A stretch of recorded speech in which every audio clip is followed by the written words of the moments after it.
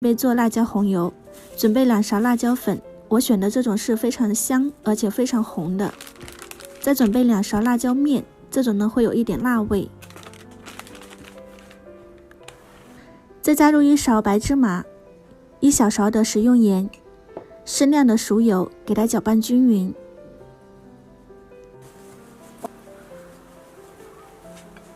锅里面倒多一点的菜籽油。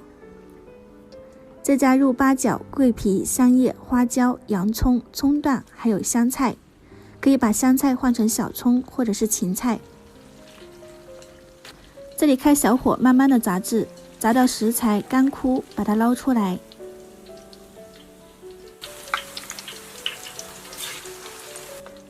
捞干净后，再把油温升高，慢慢的泼入到辣椒面里面，一边泼一边搅拌。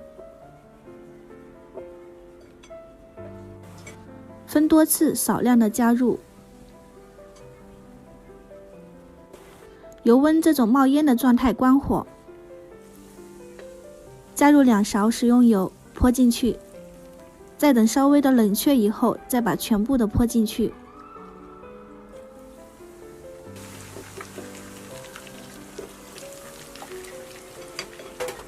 家庭版本的一个辣椒红油就做好了，可以拌面、拌凉皮，也可以拌凉菜，都特别的好。